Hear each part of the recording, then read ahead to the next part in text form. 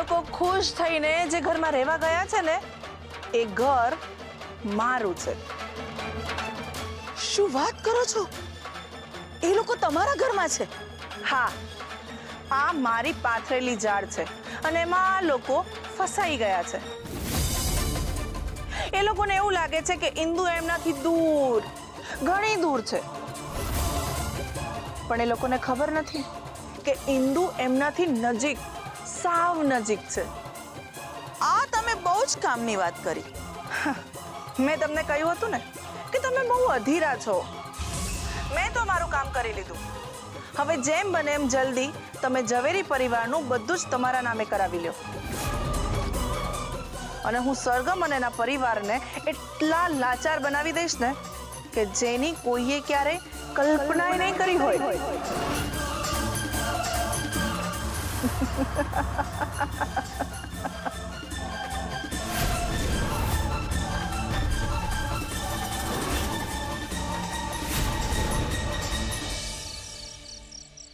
મીરા આંટી, મને એ નથી સમજાતું કે આ મોટી બાના મગજમાં વસુંધરા પરીખ નામ આવ્યું ક્યાંથી.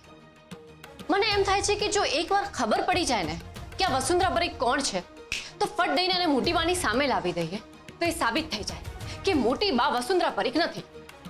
હા તો લઈ આવીએ ને. મીરા આંટી, આ તમે શું બોલો છો? તમને ખબર છે વસુંધરા પરીખ કોણ છે? આપણે એમને ક્યાં શોધીશું? આ તો મેં માત્ર એક તુક્કો માર્યો. હા, મને ખબર છે વસુંધરા આંટી કોણ છે.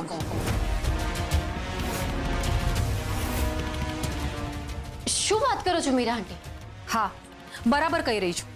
એક દિવસ મોટી બાએ મને એમના રૂમમાં બોલાવી અને મને કહ્યું કે વસુંધરા આંટી અને મોટી બા એક જ સ્કૂલમાં ભણતા હતા. બંને જણ ખૂબ જ પાક્કી બેનપણી હતી. સાથે જ હસતા, સાથે જ રમતા અને બહુ જ બધી મસ્તી કરતા. પણ શું? મોટી બાએ મને બધું જ કહ્યું. પણ અત્યારે વસુંધરા આંટી ક્યાં છે એ તો મોટી બાને પણ નથી ખબર. આ તો ડૂબતાને તણખનું મળ્યું. પણ કઈ વાંધો નહીં, એક વાત તો પાકી થઈ ગઈ કે વસુંધરા આંટી મોટી બાના ફ્રેન્ડ છે અને એટલે જ આના મોટી બાના મગજમાં આવ્યું છે. પોતાની વ્યક્તિને માણસ નથી ભૂલી શકતો. સરગમ, મને એ નથી ખબર પડતી કે મોટી બા આપણને લોકોને કેમ ભૂલી ગયા. હીરા આંટી, તમે નિરાશ ના થાઓ. જો આપણને એક પછી એક કેવા રસ્તા મળી રહ્યા છે ને.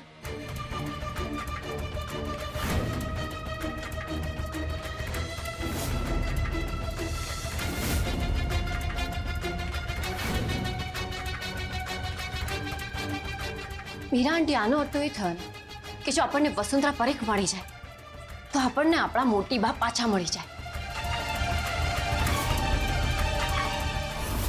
તું તો આવી નહોતી અંસુયા. તારું આવું રૂપ.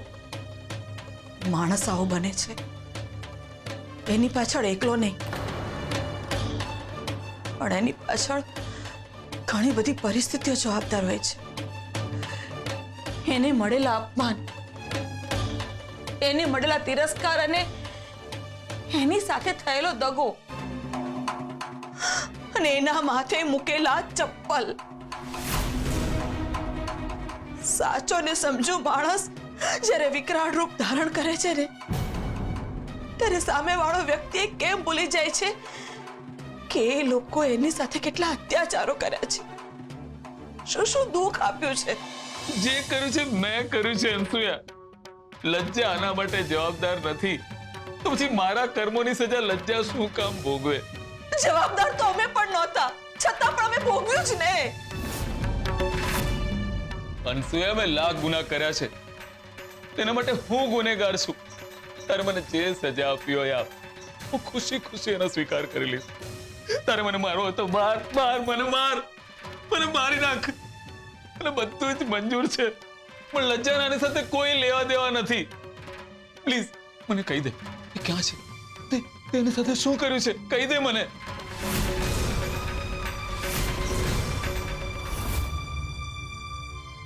તું શું જોઈ રહી છે? આ લાચાર માણસને જોઈ રહી છે? તમે અને લાચાર? હા, ભાગ્ય મારી સાથે આ રમત રમી રહ્યું છે. આજે મારી સ્થિતિ એવી થઈ ગઈ છે કે જાણે રણમાં એકલું ઉભેલું ઝાડ જેની માવજત કે સાર સંભાળ રાખવાવાળું કોઈ નથી. મારા સવાલોના જવાબ આપવાને બદલે શું જોઈ રહી છે મારી સામે અનસુયા? એ જ કે મેં મારા જીવનના આટલા વર્ષો તમને આપ્યા, પણ આટલી લાગણી મેં આટલા વર્ષોમાં ક્યારેય નથી જોઈ. એક સ્ત્રી માટે સૌથી મોટી નિષ્ફળતા એ છે કે જે વ્યક્તિને આટલા વર્ષો આપ્યા એ વ્યક્તિ સામે લાચાર બનીને ઊભી રહીને, એ પણ લાગણી માટે. તો શું કરું બોલ? હા, શું કરું? હું તારી બધી સજા ભોગવવા તૈયાર છું. મેં તારી સાથે યોગ્ય વર્તન કર્યું છે ને, તો તારે જે વર્તન કરવું એ કર મારી સાથે. હું તમારા જેવું કરી શક્યો હોત તો સારું જ હતું ને. એક પુરુષ માટે સ્ત્રી કદાચ વિકલ્પ હોઈ શકે, પણ એક સ્ત્રી માટે પુરુષ એની વાર્તાનો સાર હોય છે. તમારા જેવું હું ક્યારેય નહીં કરી શકું, અને હું જે બોલી છું એ હું કરીશ. તમારે લજ્જાબેન વિશે જાણવું છે ને?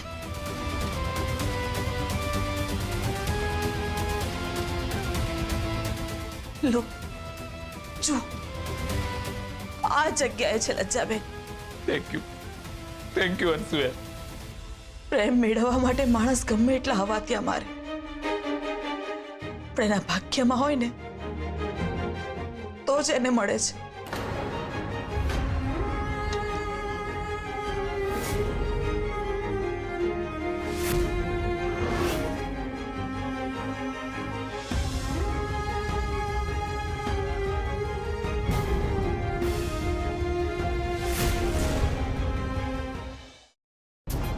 મોબાઈલનો સંપર્ક સાધવા માંગો છો, જે મોબાઈલનો સંપર્ક સાધવા માંગો છો એ હાલમાં જોડાઈ શકે તેમ નથી.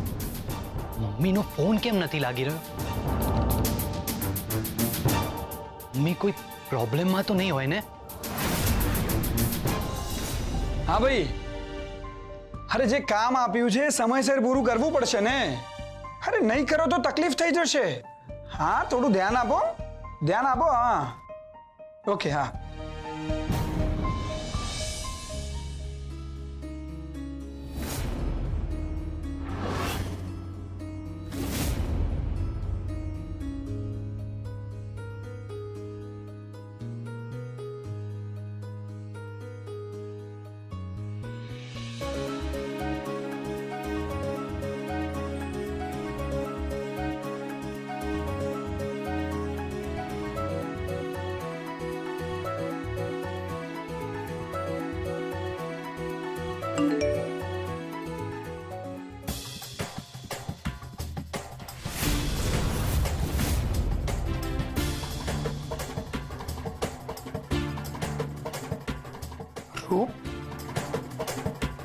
શું થયું? કેમ આમ ફોનમાં જોઈને તારા ચહેરાનો રંગ ઉડી ગયો? ના ના, કંઈ નથી થયું. શ્યોર? હા હા. ઠીક છે રૂપ, હું જાઉં છું. હા રૂપ. હા.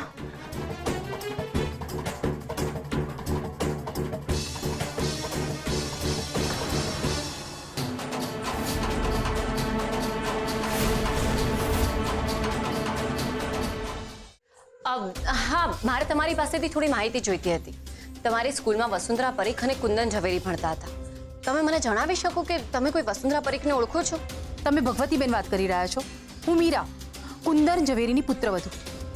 મારે એ જાણવું હતું કે અમારા મોટી બા એટલે કુંદન ઝવેરીની કોઈ એવી બેનપણી હતી જેમનું નામ વસુંધરા હતું? તમે બધા સાથે ભણતા હતા ને? હા હા, વસુંધરા પરીખ ઓળખો છો તમે?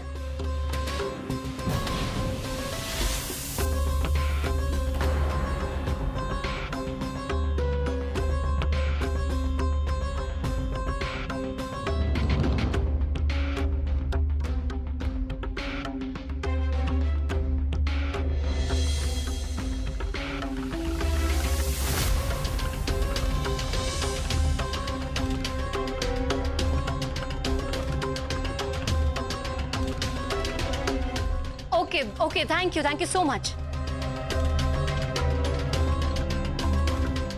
કઈ મળ્યું સરગમ? હા મીરા આંટી, આપણે એક ડગલું આગળ વધ્યા છીએ. શું થયું? મીરા આંટી, મને એ ખબર પડી કે વસુંધરા પરીખ અને મોટી બાની સાથે એમની કોઈ ત્રીજી બહેનપણી પણ હતી જેનું નામ કાવેરી છે. અને આ ત્રણેય એટલા પાક્કા મિત્રો હતા ને કે બધા એવું કહેતા કે આ ત્રણેયની જોડીને તોડી ના શકાય. એટલે ભણવામાં, રમવામાં, ગીત સ્પર્ધા કે બીજું કંઈ પણ હોય ને તો આ ત્રણની જોડીને હરાવી ના શકાય. તો પછી આ તો બહુ સારી વાત કહેવાય. બહુ સારી વાત છે. એટલે આપણે કાવેરી આંટી સુધી પહોંચી ગયા ને તો આપણે વસુંધરા આંટી સુધી પણ પહોંચી જઈશું. હા સરગમ, મને લાગે છે કે આપણે હવે વધારે દૂર નથી. મીરા આંટી, આ જુઓ, મારી જે વ્યક્તિ સાથે વાત થઈ ને એણે મને કાવેરી આંટીનું એડ્રેસ પણ મોકલી દીધું. હું લખી લઉં.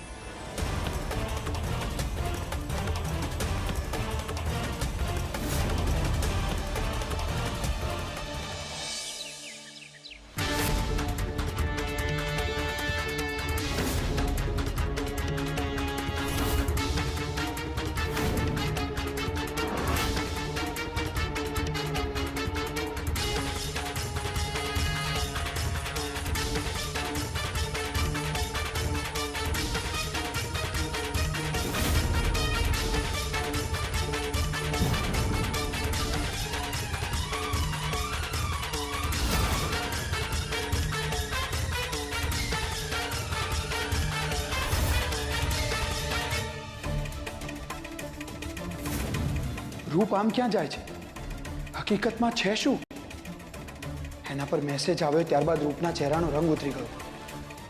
મેં પૂછ્યું તો પણ એ વાત એણે ઇગ્નોર કરી. રૂપ કોના ઘરે જઈ રહી છે? શું કરવા જઈ રહી છે? આનો પત્તો તો લગાવવો જ પડશે.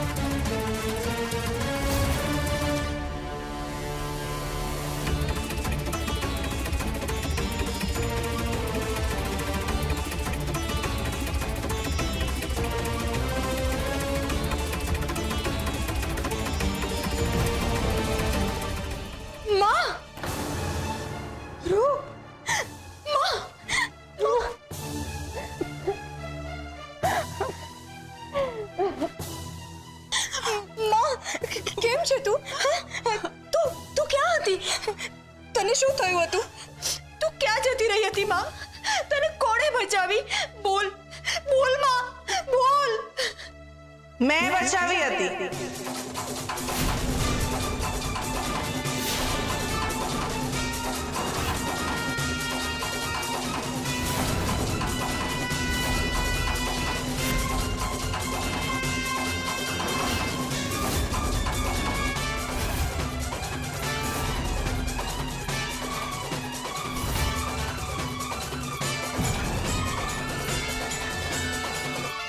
રૂપ ઇન્દુ આંટીને ત્યાં?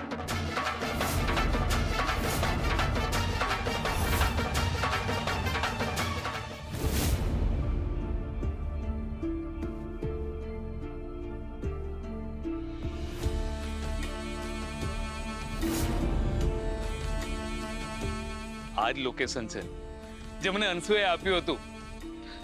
મને અહીં મારી લજ્જા મળી જ જશે.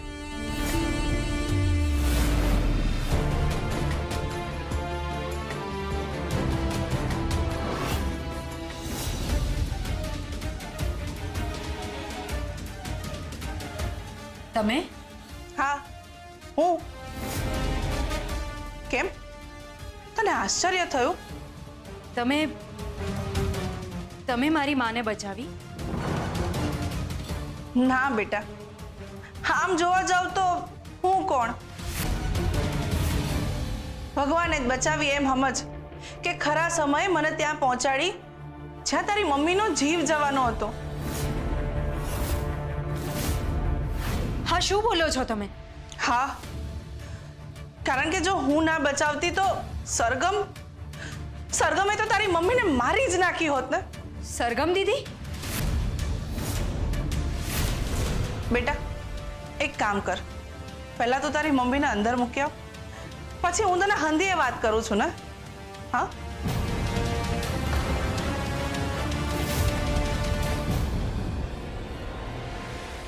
ઠીક છે. માં, તું આરામ કર. ત્યાં રૂમ છે. જા, હું આવું છું. હા, પણ તું મને છોડીને ના જતી. ના માં, હું અહીંયા જ છું. હું ક્યાંય નહીં જાઉં. ચલ.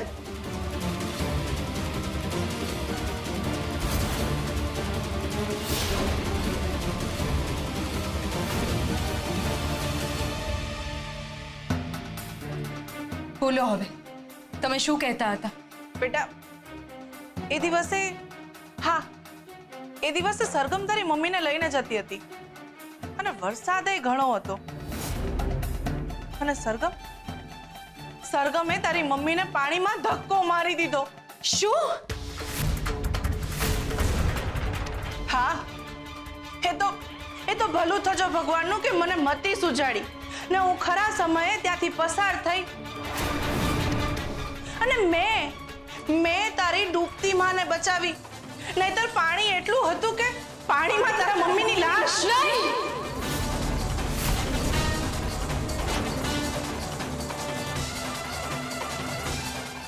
બેટા આ ઝવેરીઓ સાવ અવાજ છે. અરે આ લોકો તો કાચિંડાને પણ શરમ આવે ને એવા છે.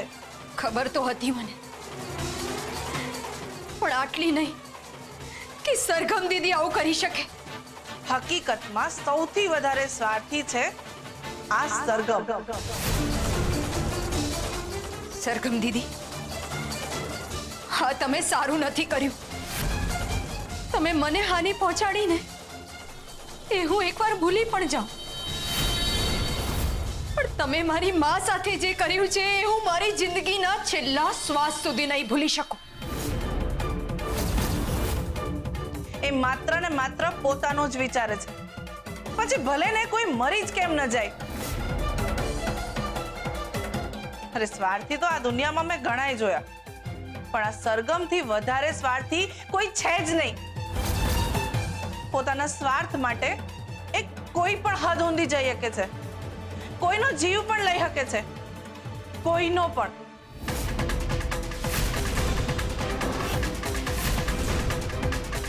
તમે કોને બચાવવા માંગો છો, બાળકને કે રૂપને? બોલો જલ્દી. બાળકને બચાવો. રૂપ અયાનને સાચવી લેશે. એ એના માટે એકદમ યોગ્ય વ્યક્તિ છે.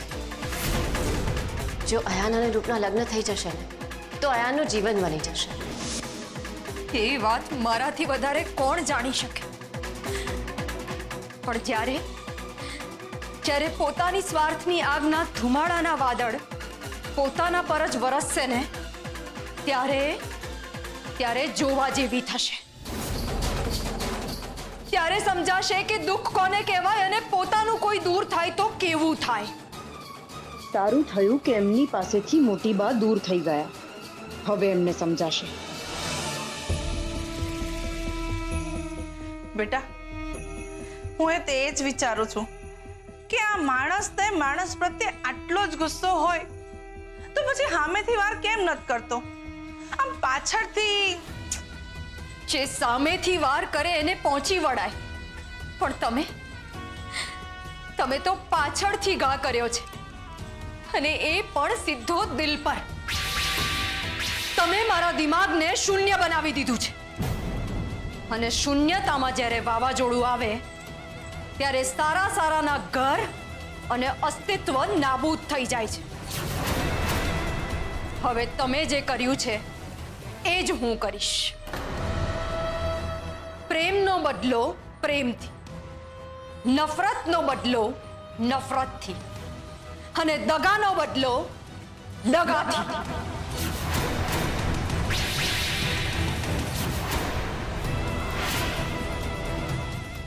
મારે જે કરવું હતું એ થઈ ગયું. ઘીના ઠામમાં ઘી પડી ગયું. ને આ ઊભું થયું સરગમનું બીજું દુશ્મન. અને મોટી બા પછી બીજું એવું વ્યક્તિ એનાથી દૂર થયું કે જે એને બહુ પ્રેમ કરતી હતી. પ્રેમના પ્રગટ દીવાને હવે હું નહીં પણ ઓલવશે અમારી ઊભી થયેલી સેના.